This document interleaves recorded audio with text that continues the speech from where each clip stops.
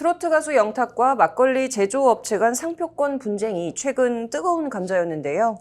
영탁 막걸리 제조사 예천양조가 관련 입장을 밝혔다고 해서 다시금 이슈가 되고 있습니다. 오늘 이슈 플러스에서 관련 얘기 해보도록 하겠습니다.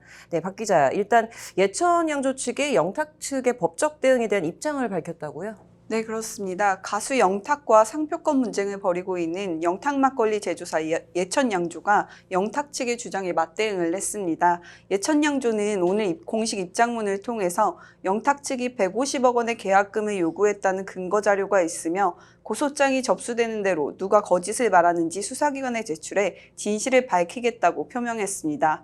이어 저희 예천양조는 공갈이나 협박을 한 사실이 없으며 허위 사실을 공표한 적도 없다고 영탁 측의 주장에 반박했습니다. 또한 성명권과 인격권, 상표 및 영업표지의 부당 사용이란 주장은 설득력이 없으며 고소장을 받게 되면 정당하고 사실적인 증거자료에 입각해 수사기관과 법원의 사실을 상세히 밝히겠다고 전했습니다. 네, 이제 예천양조 측이 이렇게 지금 오늘 공식 입장을 밝힌 거는 이제 영탁 측에서 또 법적 조치를 취하겠다라는 입장을 표명해서죠. 네, 그렇습니다. 엊그제인 17일 가수 영탁 측이 영탁 막걸리를 생산했던 예천양조를 상대로 법적 대응에 나선다고 예고했습니다. 영탁의 소속사 뉴에라 프로젝트는 영탁 막걸리를 생산했던 예천양조 측에 일련의 위법 부당행위에 대해 인내해왔다며 그러나 상표 관련 협상에 참여하지 않았던 영탁에 대한 잘못된 비방과 허위사실 유포의 정도가 매우 심각하고 영탁의 가족에 대한 모욕과 명예훼손을 멈추지 않고 있음에 분명한 사실관계를 안내를 통해 진실규명을 하지 않을 수 없게 됐다고 밝혔습니다. 이에 뉴에라 프로젝트와 밀락으로는 협력해 예천양조 측의 위법 부당행위와 허위 주장에 대해 강력히 대응해 아티스트와 그의 가족의 안전과 권리를 보호할 것이라고 설명했습니다. 그러면서 이러한 상황을 악의적으로 일으킨 예천양조 측에 대한 강력한 대응을 통해 올바른 사실을 알려드리고 영탁의 피해를 최소화하겠다고 밝혔습니다.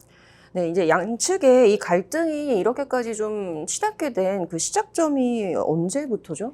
네, 양측은 지난 6월에 그 영탁의 모델 연장 계약이 만료되고 재계약이 결렬되면서 갈등을 빚기 시작했습니다. 예천양조 측은 영탁이 상표 관련 현금과 또 회사 지분 등 3년에 걸쳐 150억 원을 요구했다고 주장했는데요. 영탁 측이 전혀 사실이 아니라고 반박하면서 양측의 진실 공방으로 이어졌습니다.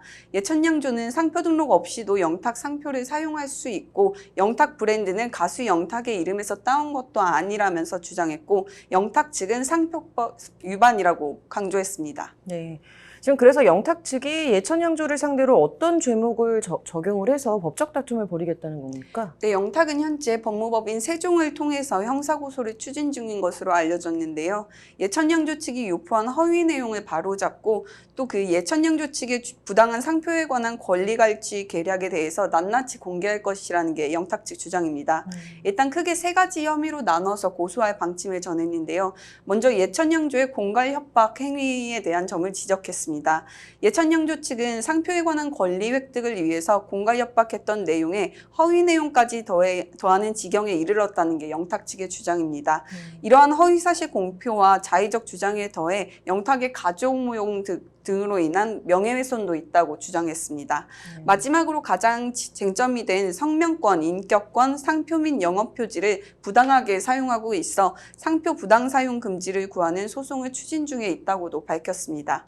이렇게 영탁 측이 예천양조를 상대로 법적 대응을 예고한 가운데 예천양조는 오히려 영탁 측이 상표법 위반을 시도했다는 그 입장을 밝히면서 첨예한 갈등을 예고한 상태입니다. 네.